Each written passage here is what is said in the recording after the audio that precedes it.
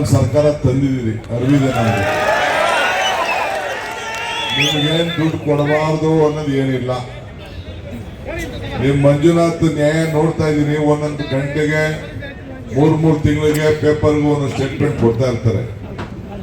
ನನ್ಗೆ ಅನ್ಸ್ತಾ ಇದೆ ನೀವು ವಿಧಾನ ಪರಿಷತ್ನಲ್ಲೋ ವಿಧಾನಸೌಧದಲ್ಲೋ ಮಂಜುನಾಥ್ಗೂ ಒಂದು ಜಾಗ ಕೊಡಿಸ್ಬೇಕು. ಈಗ ವಿಧಾನ ಪರಿಷತ್ ಅಲ್ಲಿ ಟೀಚರ್ಸ್ ಕಾನ್ಸ್ಟಿಟ್ಯೂನ್ಸಿ ಅಂತ ಮಾಡ್ತಾರಲ್ಲ, ಟೀಚರ್ ಕಾನ್ಸ್ಟಿಟ್ಯೂನ್ಸಿ, MLC ಬೇರೆ, ಇದು ಲೋಕಲ್ ಬಾಡಿ ಕಾನ್ಸ್ಟಿಟ್ಯೂನ್ಸಿ, ಸಿನಿಮಾದವ್ರಿಗೆ ಕೊಡ್ತಾರಲ್ಲ, ಹಂಗೆ ನಿಮ್ಗೆ ಕಾಂಟ್ರಾಕ್ಟರ್ಗಳಿಗೂ ಜಾಗ ಕೊಡಿಸ್ಬೇಕು. ಆಗ ನಿಮ್ದೆಲ್ಲ ಪ್ರಾಬ್ಲಮ್ ಎಲ್ಲ ಹೇಳಕ್ಕೆ ಸೊರೈತದೆ. ಅದಕ್ಕೊಂದು ದಾರಿ ಹುಡುಕ್ಬೇಕು ನಾವು. ಆಯ್ತು, ಈಗ 13,000 ಕೋಟಿ ರೂಪಾಯಿ ನಂದೇ ಇಲಾಖೆ. ಈಗ ನಿಮ್ಗೆ ಗೊತ್ತಿದೆ, ಬೋಸ್ರಾಜು 3,000, ಇವ್ರದ್ದು ಒಂದು 8,900, ಒಟ್ಟು 37,000 ಇದೆ. ಇದು ನಿಮ್ಗೆ ಗೊತ್ತಿರೋ ಲೆಕ್ಕ ಅಷ್ಟೇ. ನನ್ನ ಲೆಕ್ಕದಲ್ಲಿ ಪಾಪ ಇನ್ನ ಅವರು GST ಕಟ್ಟಬೇಕಾಗ್ತದೆ ಅಂತ ಇನ್ನ ಬಿಲ್ಲೇ ಕೊಡ್ಲಿಲ್ಲ ಒಳಗಡೆಗೆ, ಇನ್ನ ಜಾಸ್ತಿ ಇದೆ. ನಿಮ್ ನೋವು ಗೊತ್ತಿದೆ. ಈಗ ಮಂಜುನಾಥ್ ಹೇಳ್ತಾರೆ ಹಳೆ ಕತೆ ಹೇಳ್ಬಿಡಿ ಅಂತ. ನಾನು 6 ತಿಂಗಳು ಮುಂಚಿತವಾಗಿ ಹೇಳಿದೆ, ಬೇಡ ಕಂಡ್ರೆ ದುಡ್ಡಿಲ್ಲದೆ ಕಾಂಟ್ರಾಕ್ಟ್ ತಗೊಳ್ಕೋಗಿ ಅಂತ ಅಂದ್ಬಿಟ್ಟು ಕಾಂಟ್ರಾಕ್ಟ್ಗೆಲ್ಲ ನಾನು ಹೇಳಿದೆ. ಪಾಪ ಯಡಿಯೂರಪ್ಪನವ್ರು ಬೊಮ್ಮ ಏನ್ ಮಾಡಿದ್ರು, ದುಡ್ಡು ಇಲ್ಲದೆ ಹೋಗ್ಲಿ, ಕೆಲಸ ಕೊಟ್ಟಿದ್ದೆ ತಗೊಂಡಿದ್ದೆ. ನಿಮ್ಗೂ ಬೇಕಾಗಿತ್ತು, ಅವ್ರಿಗೂ ಬೇಕಾಗಿತ್ತು.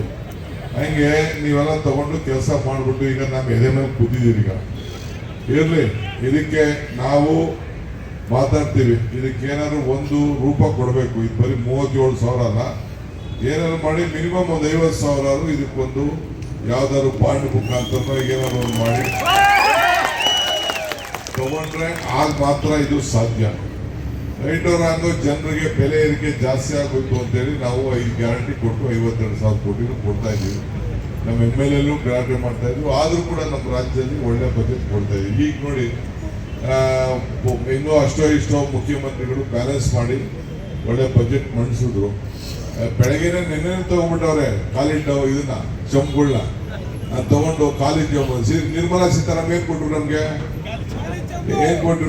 ಖಾಲಿ ಚಂಬಲ್ಲ, ಖಾಲಿ ಬಿಂದಿಗೆನೆ ಕೊಟ್ಬಿಟ್ರು ಅವರು. ಖಾಲಿ ಬಿಂದಿಗೆ ಕೊಟ್ರು. ಆಗ ಇವ್ರು ಯಾರು ಏನು ಮಾತಾಡ್ಲಿಲ್ಲ. 5,400 ಕೋಟಿ ರೂಪಾಯಿ ಕೊಡ್ತೀನಿ ಅಂತ ಹೇಳ್ಬಿಟ್ಟು ಏನಾದ್ರು ಕೊಟ್ಟಿದಾರ? ಅಲ್ಲಿ ಬಜೆಟ್ ಅಲ್ಲಿ ಸೇರ್ಸಿರ್ಲಿಲ್ಲ ಅದನ್ನ. ಬಜೆಟ್ ಸೇರ್ಸಿದ್ದ ಬೊಮ್ಮಾಯಿ ಸೇರ್ಸಿದ್ರು ನೀರಾವರಿ ಇಲಾಖೆಗೆ. ಇಲ್ವಂದ್ರೆ ಇದಿರಲ್ಲ ಕೆಲವರೆಲ್ಲ ನಮ್ಮ ಅಪ್ಪರ್ ಭದ್ರಾ ಪ್ರಾಜೆಕ್ಟ್ ಅವರು ಏನು ಬರಲಿಲ್ಲ. ಹಂಗೆ ಇವತ್ತು ಕೂಡ ಬೆಂಗಳೂರಲ್ಲಾಗ್ಲಿ ಯಾವುದಕ್ಕಾಗ್ಲಿ ಹಣನೇ ಇವತ್ತು ಅವರು ಬಿಡುಗಡೆ ಮಾಡ್ತಾ ಇಲ್ಲ. ಇರ್ಲಿ, ಅದನ್ನ ಅವರು ಮಾಡದೆ ಹೋಗಿ ನಮ್ಮ ಡ್ಯೂಟಿ ನಾವು ಮಾಡಬೇಕು. ನಾನು ಈಗ ಏರೋಸ್ಪೇಸು ಇದಕ್ಕೆ ITPL ಹೋಗ್ಬೇಕು.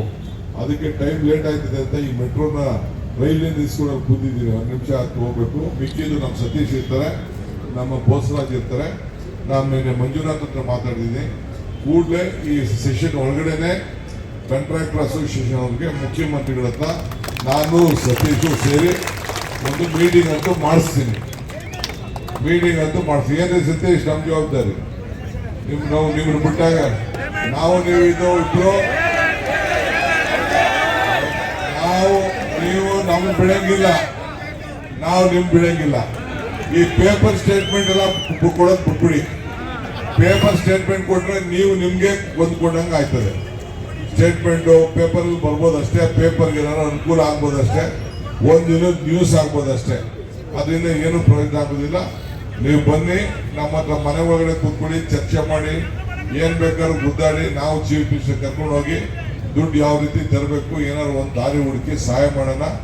ನಾನು ಇಲ್ಲಿಗೆ ಯಾಕೆ ಬಂದಿದ್ದೀನಿ ಅಂತ ಅಂದ್ರೆ, ನಾನು ಸತೀಶು ಬೋಸರಾಜು ನಿಮ್ ಜೊತೆ ನಾವು ಇದ್ದೀವಿ ಅಂತ ಹೇಳಲಿಕ್ಕೆ ಬಂದಿದ್ದೀವಿ. ಇಷ್ಟು ಮೀಟಿಂಗ್ ಮಾತಾಡೋಣ. ಒಳ್ಳೇದಾಗ್ಲಿ. ನಿಮ್ ಸಮಸ್ಯೆಗೆ ಆದಷ್ಟು ಜಲ್ದಿ ಪರಿಹಾರ ಹುಡುಕ್ತೀನಿ. ನಮಸ್ಕಾರ. ಆಫೀಸರ್ಸ್ ಕರ್ಕೊಂಡು